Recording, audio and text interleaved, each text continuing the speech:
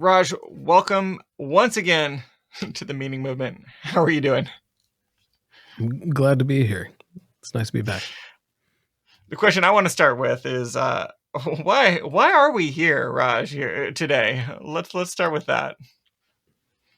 I have often joked that there's possibly no one in more need of the meaning movement than you, Dan, the leader of the meaning movement.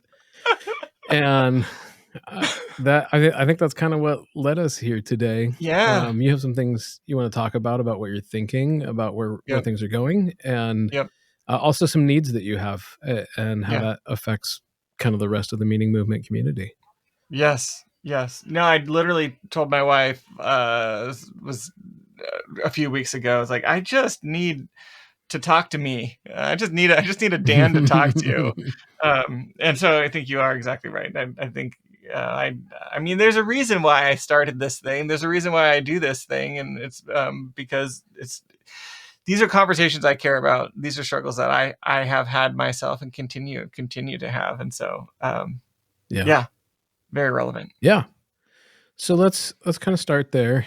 You and I decided to have this conversation, I think almost a month ago, and Mm, maybe a little more. yeah, And it has taken us this long to put together because of a couple of things. The first is just life and craziness, yeah, and then the other thing is this is kind of a hard conversation to have, yeah, and for everybody to understand why this is a difficult conversation to have, I think we sort of need to talk about what it is that we're yeah. talking about. And so you came to a decision recently about just your work and how that needs to be shaped. Mm. And so tell us about that decision, if you would. Yeah, yeah, absolutely. Yeah, so over the last 6 months, I've been in a little bit of a transition. Some of that has trickled out onto the podcast. Some in our conversations, thinking about the meaning movement, thinking about where the meaning movement fits in to my life. I talk about my work as having a trifecta of work. One being the meaning movement, one being Video Snap, and then more recently, one being my work with 923 as a product strategist, building software, and that's a lot. It's a lot of things. At their best, I think that they play together well, and there's some good synergy between them. At their worst, they pull me in different directions and end up fighting with each other. I think they're kind of like kids, right? They're either their best friends or worst enemies. And a lot of the reason that that I'm doing all these things is one part. I like doing things. I like doing multiple things, and we've talked about entrepreneurial ADHD a little bit. That's a constant battle in my life. So there's that piece, and then there's also the piece of just finances and financial goals and meeting needs and taking my family, where we need to go. And the meeting movement has always been a contributor, but a very small contributor to the family economy, if you will. Video Snap is still early, and I'm not paying myself at all from that project. And so to move into my work with 923 is very much a financial decision, but also, I mean, it's work that is fun, but at the same time, it's not like my mission in life to build software for other people. I want to build my own things. So it's been a very hard decision to realize I think I am spread too thin. I think I am Mm. biting off more than I can chew. And I think there's something that needs to go. And so then with that question, then started looking at each of the pieces of the puzzle. And the podcast is kind of bubbled up to the surface as it's something I care a lot about. I've invested a lot of time and effort and resources and money into. And yet, when I look at it from a strategic standpoint and a financial standpoint, um, it's not contributing to the dollars and cents of the family economy, even if it is a fun and passion filled and there's a lot of other good things that it does for me. But at a time in my life when I feel like I need to optimize for income, it's just not there, which is Yeah. um, been a hard. It's been a bitter pill to swallow. Yeah. Yeah. So just to clarify, Are you shutting down the meaning movement, or do we all need to find a new place to have our feelings? Or like Does Dan what need to find a when new you place to go to cry? Uh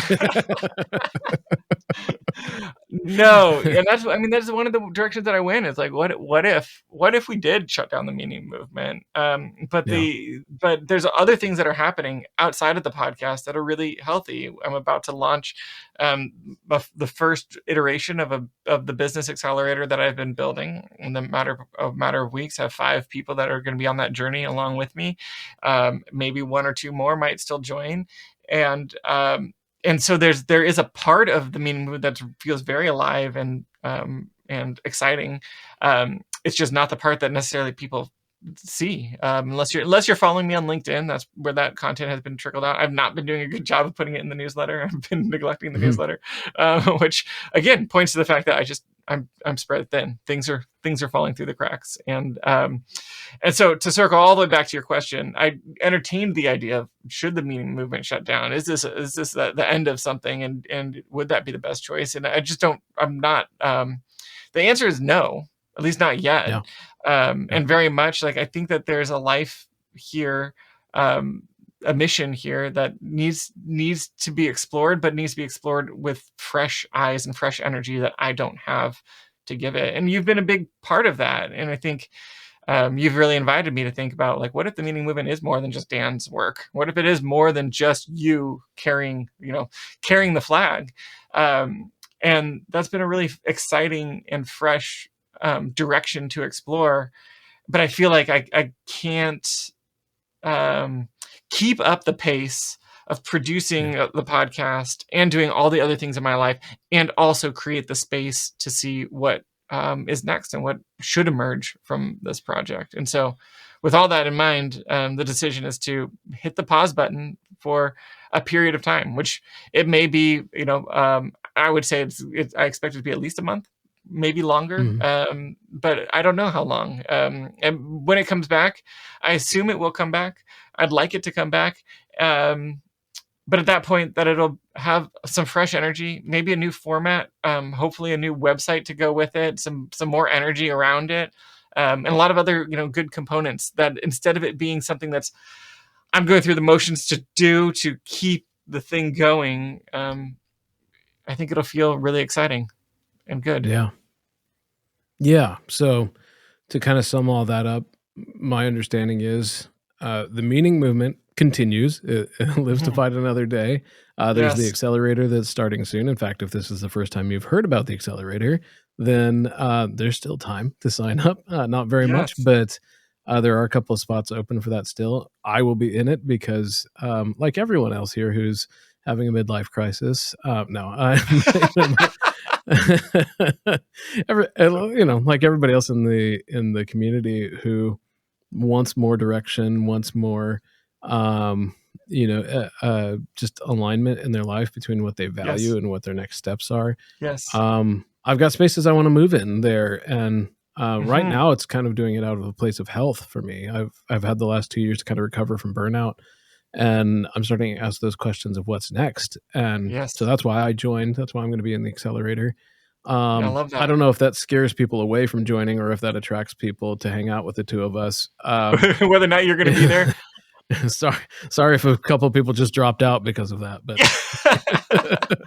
Well, just to add, I think to what you're saying, everyone's coming into the accelerator with a question, something that they're looking to find resolution for. That's like you said, alignment. I think it's a really good word. Alignment of the yeah. business. I'm drawing circles in the air.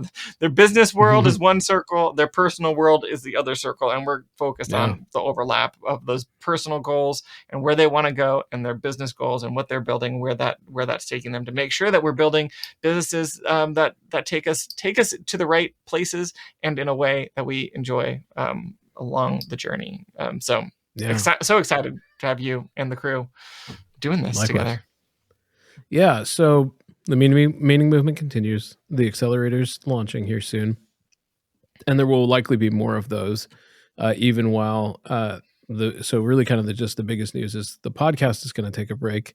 Dan says for a month. My recommendation is actually going to be like 3 to 6 months that we pause on this, Yeah. um, because it needs some fine tuning.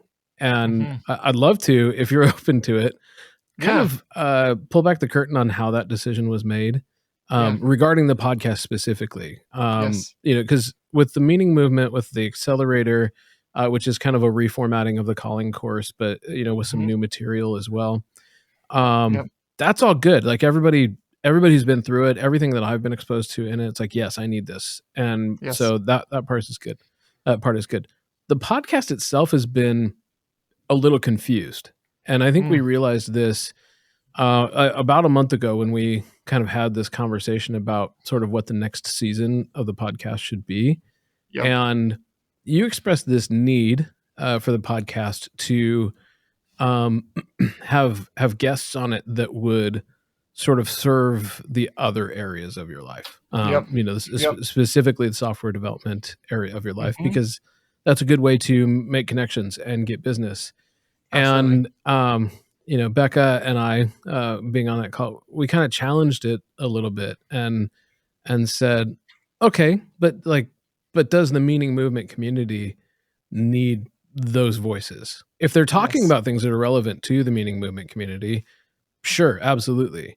But Mm. if they are, if they want to talk about software or whatever, that's not necessarily as what the rest of us are here for. So it kind of created this moment of crisis for you, or Mm. at least brand crisis, identity crisis Yeah. around Yeah. the meaning Yeah. movement. Can you kind of talk about how you experienced that? How you Yeah. and by the way, if you want to cut all of this because I just aired our dirty laundry on the Yeah, episode, right? you can. Yeah, But yeah. No, um, yeah, I'm willing to go. I'm willing to entertain it and see where this direction takes us. But yeah, I mean, I think it's kind of case in point of like Dan's life, like uh trying to do all the things and all the places all the time, even when they don't fit. It feels like is some of the challenge that got me there, feeling like um I'm doing all these things, and therefore the podcast can do all these things with me. And I think it mm, took some good insight from you and from Becca about maybe that's not the best thing for the listener, and maybe one of the challenges to growth is that we haven't had a cohesive enough listening experience that doesn't speak directly enough to the listener and the listener's needs, and that I might be spreading the listener thin in the same ways that mm. I'm spread thin between all these different areas. And so I feel like it's actually a great lens to look at maybe the the inner workings of my desires and competing Mm. desires at times with how I spend my time. And I think one thing just to honor here is you are not the only one who does this. By far, you are not the only one who does this. Most of my job as a brand strategist is to help people narrow down. It's not that Yeah. they aren't doing enough. A lot of times it's they're doing too much. Yes. And any business website that you've ever gone to and been confused by, I mean, this happens all the time. If you're not, Mhm. whoever's listening, if you're not getting enough business, there's a decent chance it's because the people that you are trying to talk to, that you think you're talking to clearly, don't understand the problem that you solve and aren't compelled that this is the one place to get a solution to that problem. Yep. And I think, for me, my attraction to the meaning movement originally was some of it honestly was even just in the name. Mm. It was Yeah. this sort of revolution against what I had experienced to work in the workforce to that point, which was, even in nonprofits where they're supposed to be a little more touchy feely, I felt pretty expendable. And Yeah. I felt like though I was trying to do the things that provided my life with meaning, I was having trouble getting off the ground there. I was felt like I was always sort of subject to the whims of other people, Mm. and it was frustrating. And so Yes. having you kind of put up that flag and say, "No, like this is we're going to build a place where we're going to fight for the people who Yeah. want not a work-life balance but work-life integration, and Mm. and want to be their whole selves every day at home and at work." Um, that I mean, Yes. just that clarion call from the beginning almost 10 years ago Yes. I was on board. I think Yes. that at times we have drifted from that. Um, Mm, and again, this is a super common business problem. I've got a yeah. lot of, irons in the fire, got a lot of things to, to try to balance, including my own family's needs. Hmm. And it's easy to try to sort of cram one thing into another, or Yep. even just have mission creep and not realize it. Yep. And so I think that this pause is a good moment for us to kind of get back to just raising that flag and saying like, Yeah. "Hey, we're going to be that place." And I Yes. think in a really beautiful way, you Yeah. taking the pause from the podcast to do that for your family Mm. is the most meaning movement thing you can do. I love that. Yeah. I mean, it is true. It is it's the advice that I would give someone else. Yeah. It's just I also want to keep the effort, the communication channels open to have to be able to give that advice to other people. And I Yeah. think that's what the struggle has been. And I think some of it's, sunk cost fallacy of like, I've been building it for so long, and if I let go, then like what's going to happen? And then there's the question of, is it actually valuable? Does it actually produce? Is it valuable beyond the dollars and cents? Which I think it is, but like right now, the truth is like I just have to optimize for the dollars and cents. And so I don't know. It feels good to hear you say, that is the most meaning movement thing that you could be doing. But which just the irony of it is so palpable that like stopping a part of the meaning movement is the most true to the mission right now. And that's, Yeah.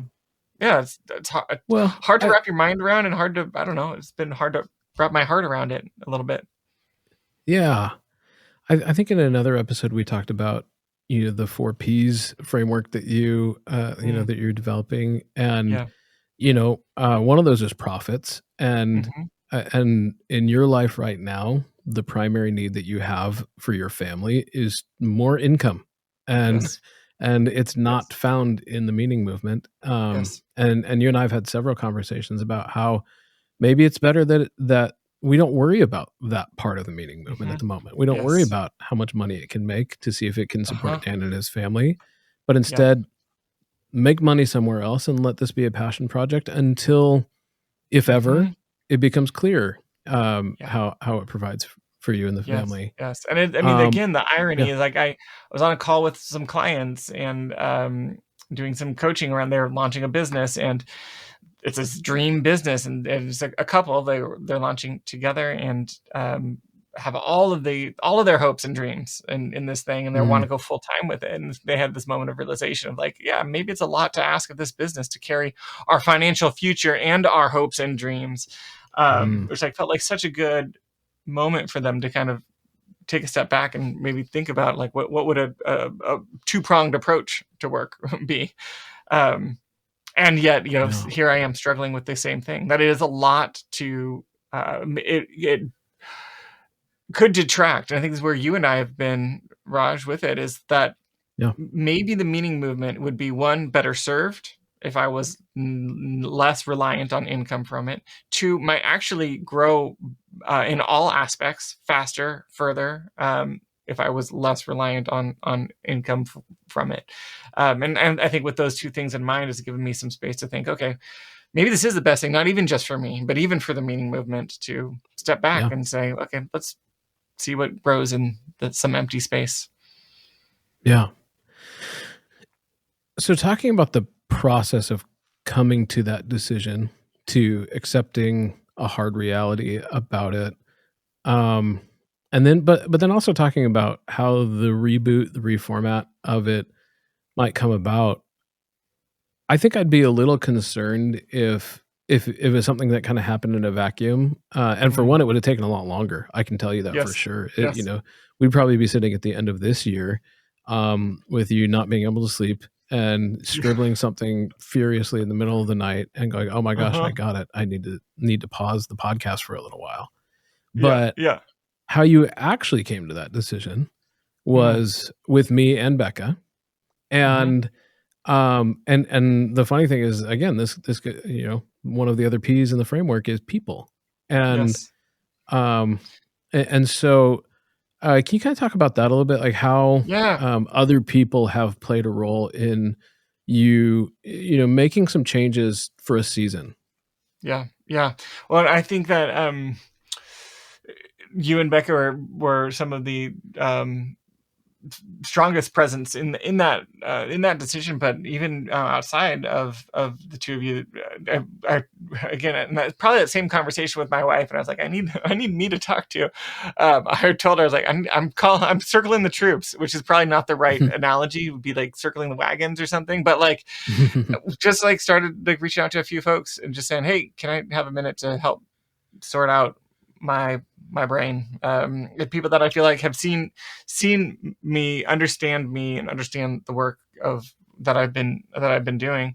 And there's a wide range of I can't point at any one of those and say like this was the one conversation that was like the best, the most helpful or whatever. But to have people that I know I could call on that are in my corner and really could function as a board of directors, or at least a minimum a sounding board, was an incredible help to my process. Some of it's, I think I'm also very much a verbal processor. I don't know what I'm thinking Mhm.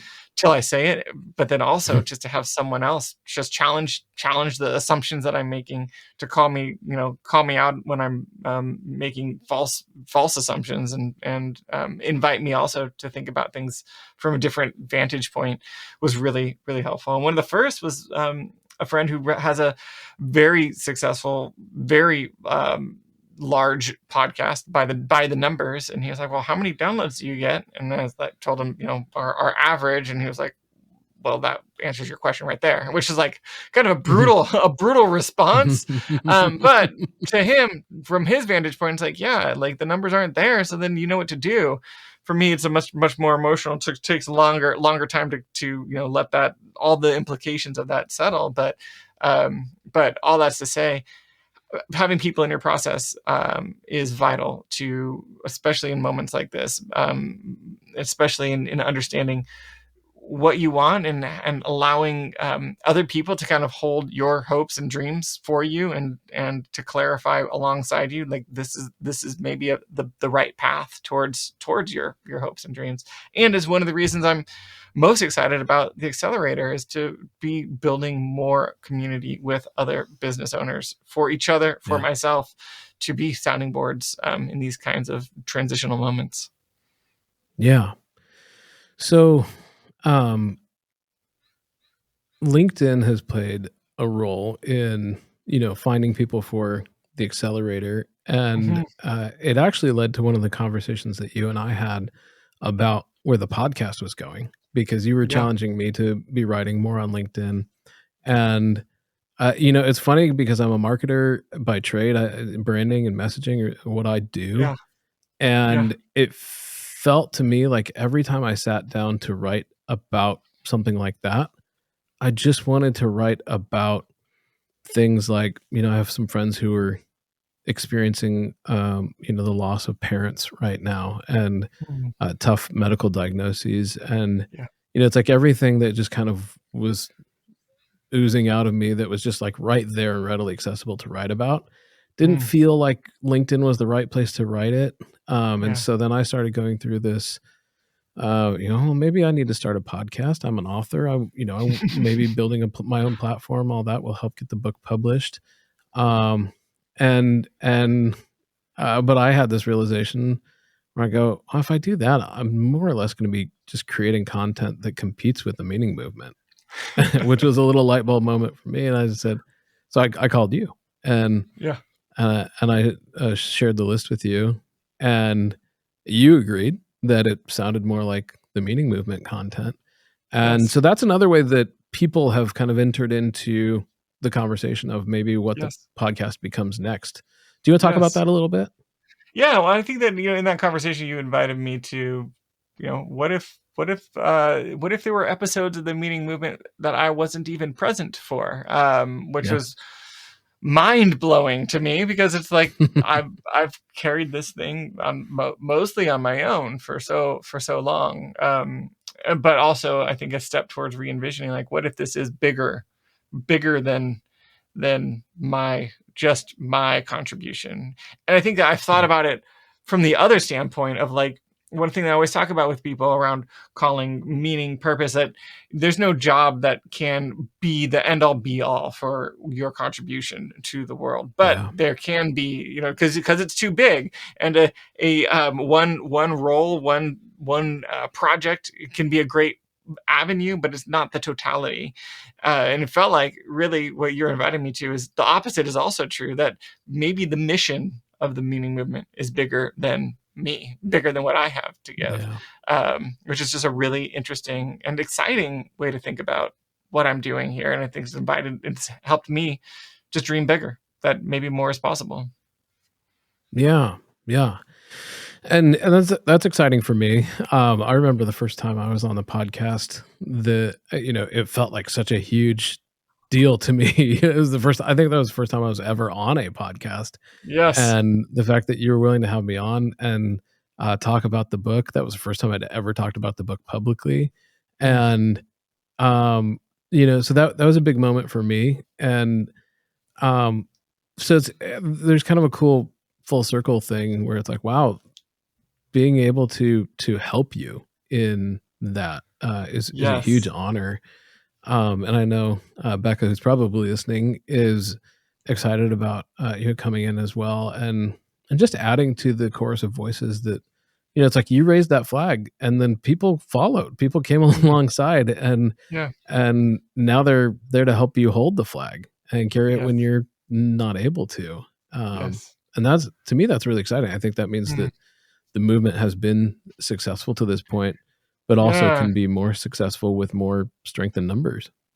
I feel that a lot. I mean, that hits me deep, and I think it's because I know that part of my pathology, for better and worse, is that I feel like I need to carry it myself, not just it, but Mm. anything. Like that the pain of the organization needs to be held by me, or the challenge, like that I'm willing to take on more in order to I don't know, free other people up, or just so that they don't have to bear it. I'm not sure. It's stuff I need to work out with my therapist, but it's something I'm aware of. And as you say that, I'm like, yeah, this is a familiar pattern in my life of like, I'm the leader, or the instigator, if you will, and therefore I have this bias that I need to be the one who's carrying the weight, and it's not Yeah. true. And I appreciate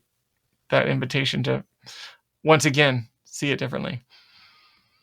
There's the old saying that if you're leading and no one is following, you're just a guy out taking a walk. And It's true. I know exactly that tendency that you're talking about. In fact, I texted you last night and was just telling you about all the things that were just kind of weighing on my mind. Yeah. Yesterday was kind of a heavy day for a number of reasons, and I woke up this morning, still kind of had that cloud, that funk, and one of the things, not the majority of them, but one was kind of a sticky work problem that I knew was going to be on my plate all day, and that I also wouldn't have time to deal with it, and that just made it so much harder to Yeah. have on my plate. Yeah. And it was between two of my meetings today. I was in the car. I called a member of our team and I said, "Hey, here's what this situation is. Can you even just get the ball rolling for me on contacting the person, starting the conversation that we need to have? And you can Yes. CC me on it. If I need to jump in, I'm happy to. But can you just help me get started?"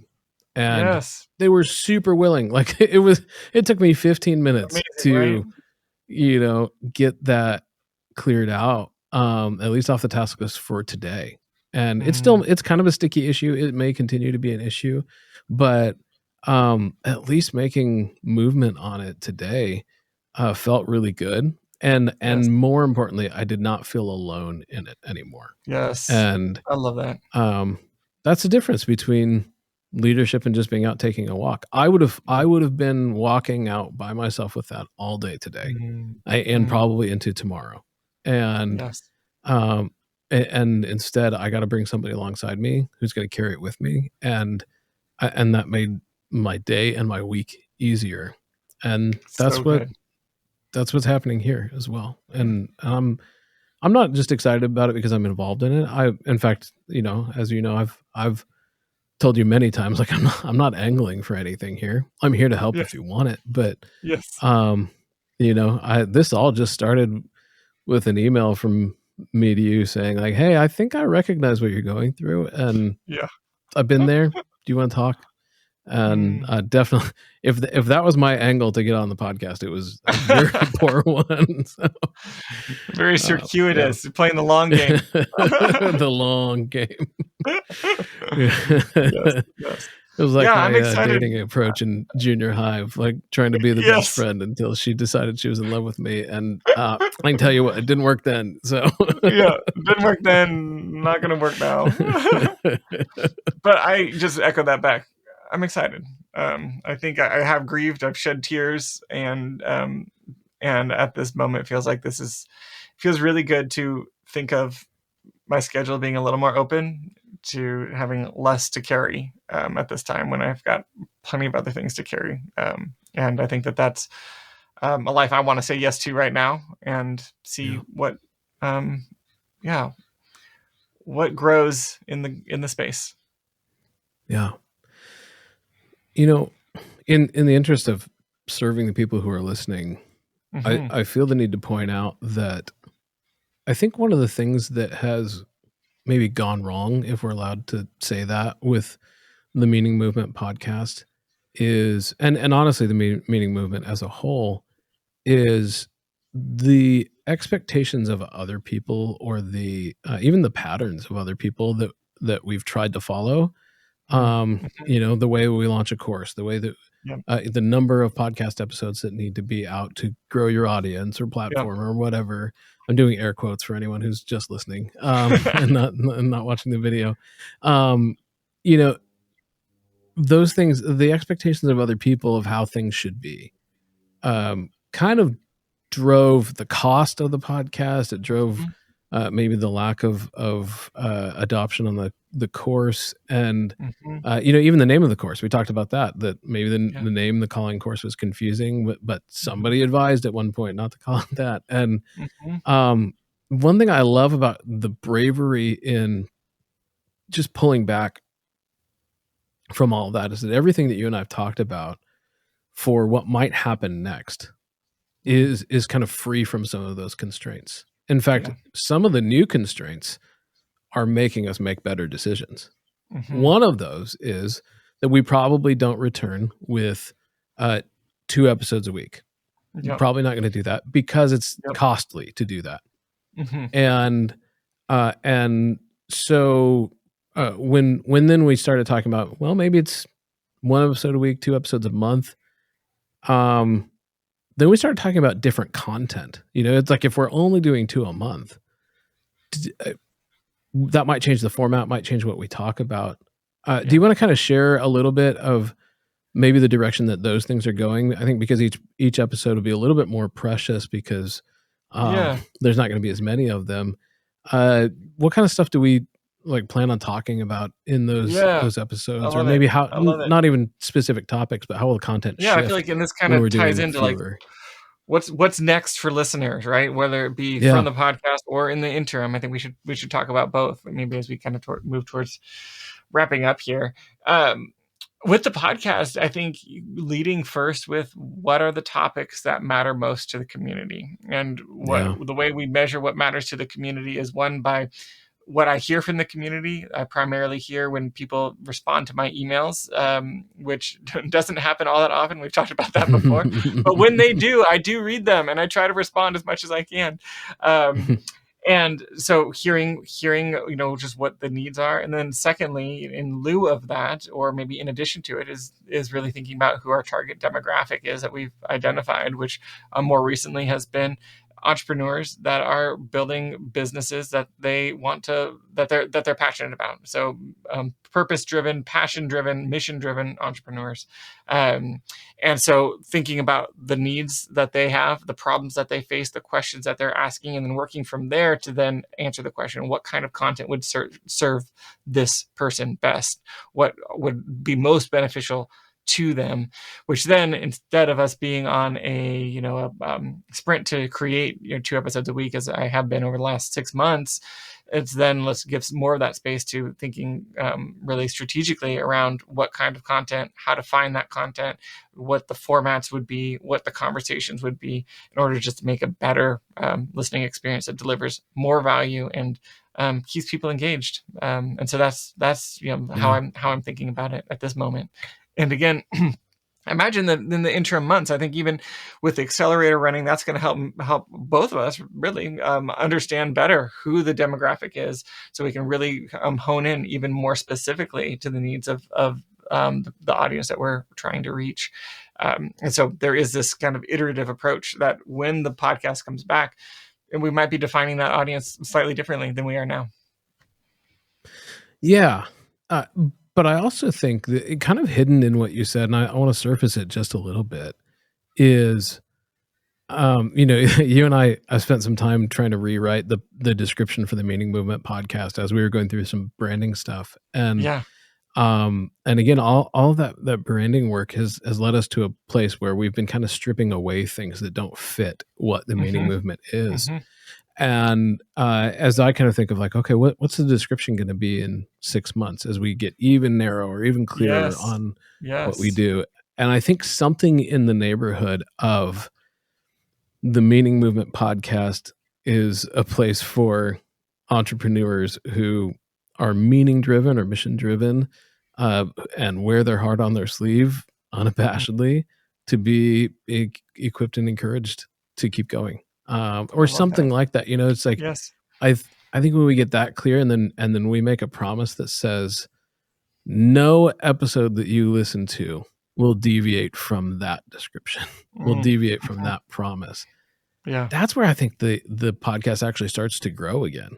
Because when people understand what they're going to get, and then they get it, they stick around and they tell their friends. And I think this is a moment for us to kind of put down again those expectations of other people, the tactics of other people, and say, for better or worse, this flag that we planted 10 years ago is who we are.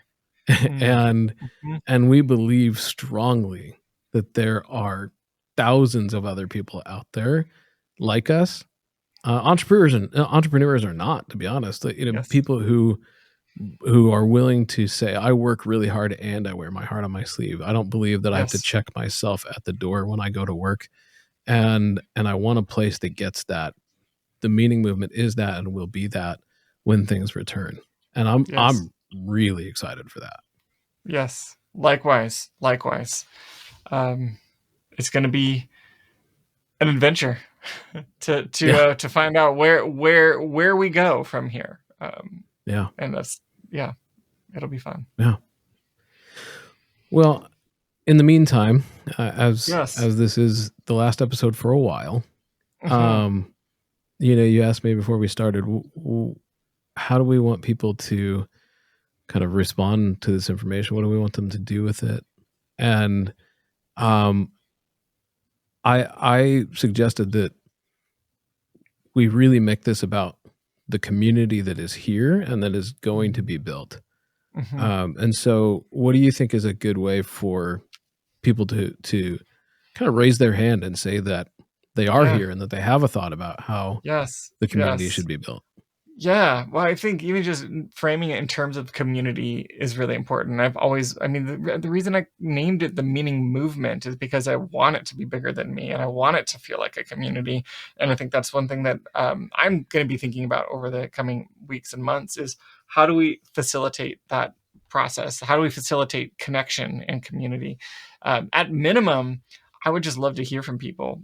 So there's three different ways, I guess, that come to mind. One is just respond to my emails. I do, I know I'm always begging people to reply. It feels like, but I love hearing from people. Love hearing how this material, everything that we're doing, all this building in public that we're doing, how that lands. And then secondly, I'm writing on LinkedIn a lot and Twitter a lot, trying to find my voice on those platforms and find people, bring people together. And that's, between those platforms is how we built the accelerator, found people to join the accelerator, which is going to be a literal community of people, together. And we're going to be looking for more ways to connect the dots between listeners, readers, and with each other. And so those are some simple ways that I would just encourage people to respond. Is hit reply on an email. If you're not on the email list, you should be on the email list, but you can reach me at dan@themeaningmovement.com if you're not on that email list. And then follow me on LinkedIn and respond there. Follow Raj as well. I'm trying to get him to write more. And if you're following him and commenting on his stuff, maybe he will. And so those are a few steps that people can take. Yeah. I'm gonna challenge us to an even sharper call to action here. Okay. I would say we're gonna send out a very short email when this podcast goes live. And it's basically just gonna say, hey, this episode talks about the changes that are coming to the Meaning Movement podcast in the community. When we relaunch in 3 to 6 months, what do you want to see? So when you see that short email in your inbox, hit reply. Seriously. Like, don't think about it. Don't be like, oh, there's a lot of us on this email list. Everybody else will do it. I want you to do it. Whoever you are who's listening, I want you to be the one who hits reply. Even if you say, I don't know, but I'm supporting you, Dan, or just anything. Literally just raise your hand and say you're here. Yes. There's a few thousand people on the email list, and I mean, it is not uncommon to get 0 replies to an email. So don't think that everybody else is going to do it. This is like voting, It's like, your voice literally your vote matters here. Your voice counts. Yeah. So when you get that short email, just at least that one, reply to that one, and tell us that when we relaunch the podcast, the kinds of things you want to hear. And I dare you to get super personal. Like, how do business people, how do entrepreneurs keep their marriage from falling apart? How do I deal with anxiety or depression and still lead a company? Come on, like, we won't use your name, especially if you don't want us to. It's just going to Dan's inbox, but we want to know those things. What challenges of entrepreneurship, or even questions like, I didn't really know how to celebrate as an entrepreneur. I don't know how to slow down long enough to identify something as a win when there's always more that you could do. How do you stop and do that? Ask those questions, please. Hit reply on that short email. That's gonna be my challenge to you. I love it. Thank you so much, Raj, for this and for the journey we've been on. It's been quite a journey so far, and excited to see what comes next. Likewise. Thanks, Dan.